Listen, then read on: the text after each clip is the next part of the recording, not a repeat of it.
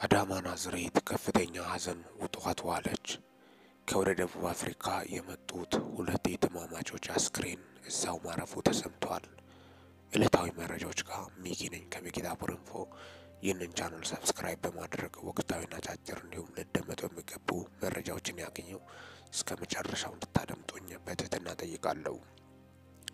ከስደት ምድር ሰሞኑን እየተሰማ ሁለት እንቁ ኢትዮጵያውያን የትማማቾች መልከ መልካም ገና በለጋ እድሜያቸው ማለፋቸው በርካቶችን ያስደነገጠ ክስተትም ሆኗል።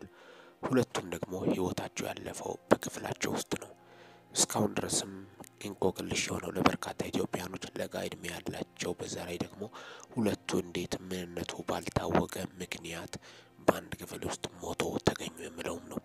የትማማቾቹም ኦፕራ መንግስቴና ዲቦራ መንግስቴ ይባላሉ። ሁለቱም ደግሞ በጣም ውቦች፣ አንደኛዋ የተመረቀች ሌላኛዋ ደግሞ በዘንድሮ 12ኛ ማትሪክ ተፈታኝ እንደነበረች ጭምርም ነው። 12ኛ ክፍል እንደነበረችና በጣም ልብ በሚሰብር መልኩ ህይወታቸው ማለፉ በርካቶችን ያስደነገጠ ክስተት የሆነበትም ነው። እንደምታወቀው ደቡብ አፍሪካ በርካታ ቁጥር ያላቸው ኢትዮጵያኖች ስደተኞች የሚኖሩባት ሀገር ነች። በተለይ ከወደ ደቡብ ሆሳና አካባቢና ከምባታ ስፍራ በብዛት በርካታ ቁጥር ያላቸው ኢትዮጵያኖች በኬንያ እያደረጉ በርካቶቹ በህገወጥ ስደት ይሄዳሉ። ስደት ሲሄዱም ከፊሎቹ የጅብራት የሆኑ በየጫካው አስክሬናቸው ስቀር፣ ሌሎች ደግሞ ብዙ ፈተናዎችን አልፎ በሞትና በህይወት መካከል በጥምና በረሃብ እየተሰቃዩ በስንት መከራ ብዙ ፈተናዎችን አልፎ ደቡብ አፍሪካ ይደርሳሉ። ከዚህ በፊት ግን ደቡብ አፍሪካ ኢኮኖሚያ ምቹ ነበር፣ ለለውጥ ለመቀየር ለማደግ በጣም ምቹ ሀገር ነበር። አሁን ግን በጣም ከፍተኛ ቻሌንጅ እንደሆነ፣ ሰርቶ ቶሎ ለመቀየርም ከባድ እንደሆነ፣ የዛ ነዋሪዎች ደግሞ ጥቋቁሮቹ ወይም ኦሪጂናል የደቡብ አፍሪካ ነዋሪዎች በከፍተኛ ሁኔታ ከተለያየ ቦታ የሚሉት በተለይ ኢትዮጵያኖች ሲዘርፉና ሲያሰቃዩ ሲያስተጓጉሉ ይስተዋላል። በተለይ ስራዎቻቸው ቢዝነሶቻቸው እንዳያንቀሳቀሱ ፈተና እንደሆነባቸው ደግሞ ኢትዮጵያኖች ላይ ጥቃት መድረስ እንደተጀመረም ነው። ኢትዮጵያ እንግዲህ እንደምታወቀው በአፍሪካ ደረጃ የነጻነት አርማና የነጻነት ሀገር ትባላለች። ከዚህ በፊት የኔልሰን ማንዴላ ስልጠና በወታደራዊ ዘመቻ ላይ ከፍተኛ የኢትዮጵያ መንግስት ድጋፍን ማድረጉ የሚታወስ ነው። ታዲያ ኢትዮጵያ ላይ ይገባል ወይ? ኢትዮጵያኖች እኮ የጥቁር ነጻነት አርማ የሆኑት ሀገር እንዴት ኢትዮጵያ ላይ እንደዚህ አይነት በደል ይደርሳል ማለት በርካቶቹ ሀሳባቸውን ሲያነሱም ተስተውሏል። የዛ ሀገር ነዋሪዎች ስራ አይሰሩም፣ ስራ እንደማይወዱም ሁኔታዎች ላይ ይስተዋላል። ከዛ ኢትዮጵያኖች ተግርሮ ሰርቶ ሲቀየሩ ደግሞ መጥቶ ለመዝረፍ ይሞክራሉ። ኢትዮጵያኖች የላባቸውን ውጤት እንጂ ሀገሩን አልዘረፉትም። መቼስ ሀገራቸውን የዘረፉት እነማን እንደሆኑ ይታወቃሉ። እዛም በዋናነት እነማን እንደሆኑ ተከብሮ አሁንም እንደሚኖሩም ይታወቃል። ስለዚህ ለምን ነው ያን ከማሰባቸው ከማድረጋቸው በፊት ማን ነው ጥፋተኛ? ኢትዮጵያ ምን ጥፋት አለው? ነጮቹም ቢሆኑ ሀገራቸውን እዛው ያው ከኔልሰን ማንዴላ ትግል በኋላ እኩልነት እንደተረጋገጠ ነው የምነገረው። ታዲያስ ችግር ለምን ይፈጥራሉ? ለምን አርፎ አይሰሩም? ወደ ስራ አይገቡም? በማለትም ነው። ምክንያቱም እነዚህ ሁለት የትማማቾች ህልፈትን ተከትለው ከዛ በፊት ሁለት ደቡብ አፍሪካውያን ድምፃውያን ኢትዮጵያኖች እንደዚህ ደብድቦናል በማለት ወጥቶ ሚዲያ ላይ ተናግሮ ከዛ ፕራንክ ነው በማለትም በመናገሩ በማግስቱ ነበር እነዚህ ሁለት የትማማቾች ህይወታቸው ያለፈው።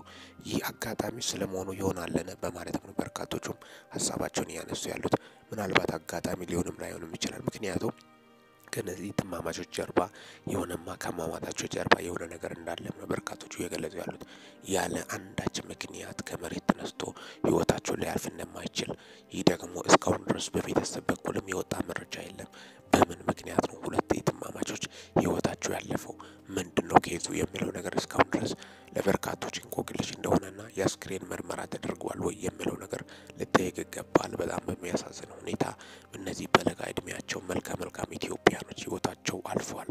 ይህን ተጠያቂነትና ፊት እኩልነት እንዲኖርም ነው ኢትዮጵያኖች ላይ እየደረሰ ያለው በደልና ጥቃት። በተለይ አሲድ ከዚህ በፊትም ፊት ላይ የተደፋበት የተለያዩ ኢትዮጵያኖች ላይ ጥቃት፣ ጦር መሳሪያ ዝርፊያ ሲፈጸምባቸው ተስተውሏል። ስለዚህ ለነዚህ ማን ነው ተጠያቂ? ከነዚህ ጀርባ ማን ነው ያለው? ምንድነው ያለው?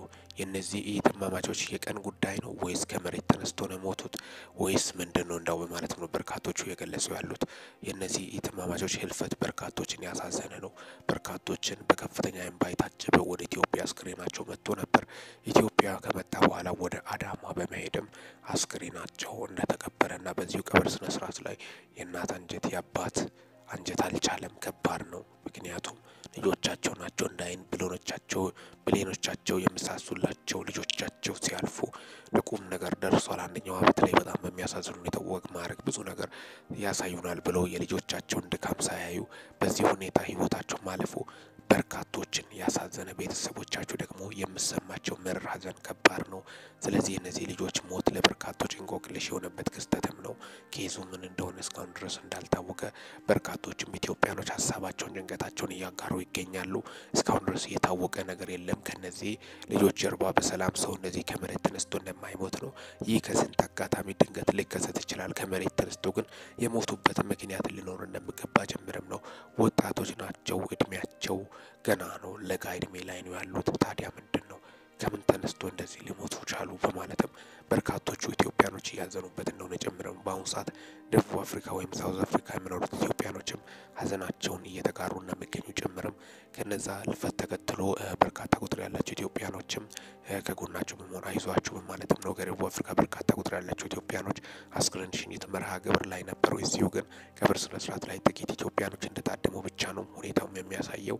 ወደ አዳማ እንደተቀበሩ ጨምረም ነው። ሀገራቸውን የሚወዱ እነዚህ ብዙ ነገር ለሀገራቸው ለማድረግ ቆርጦ የተነሱ ወጣቶች ነበሩ። ህይወታቸው ያለፈው በተለይ አንደኛዋ ታዳጊ ነበረች።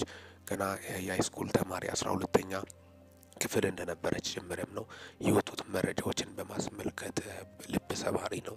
በርካቶቹ ማመን አቅቷቸዋል። ትውልዳቸውና እድገታቸውም ደቡብ አፍሪካ እንደሆነ ጀምረም ነው ሁኔታውም ታሪካቸውም የምናገረው። እንግዲህ የአስክሬን ቀብር ስነ ስርዓት በአዳማ ቢፈጸምም እስካሁን ድረስ ቤተሰቦቻቸው መረጃዎቹ እስካሁን ድረስ እንዳልደረሱ ነው ወይስ እንዳው ምንድነው እስካሁን ድረስ እውነታው ምንድነው የልፈታቸው ምክንያት ምንድነው በማለት ነው በርካቶቹ የገለጹ ያሉት። ምክንያቱም ለበርካቶች እንቆቅልሽና ቴረር ወይም ፍርሃት እንደለቀቀ ጀምረም የወጡት መረጃዎችን በማስመልከትም ነው ለእናንተ ይዤላችሁ የመጣሁት።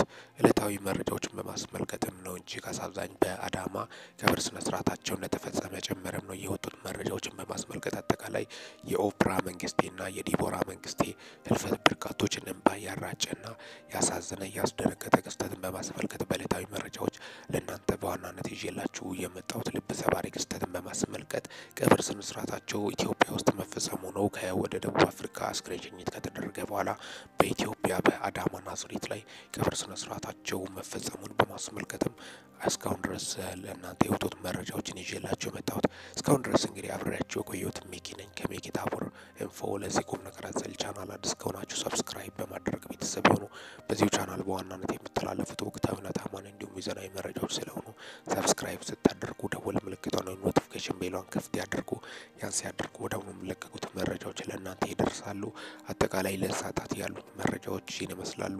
በወቅታዊ ነጫጭር እንዲሁም ሚዛናዊ መረጃ እስከምንገናኝ ድረስ በያላችሁበት ዓለም ክፍል ሰላም ያቆያችሁ። ሚኪ ታቦር ኢንፎን በፍጹም ሰብስክራይብ ማድረግ እንዳይረሳ። ሰላም ቆዩልኝ።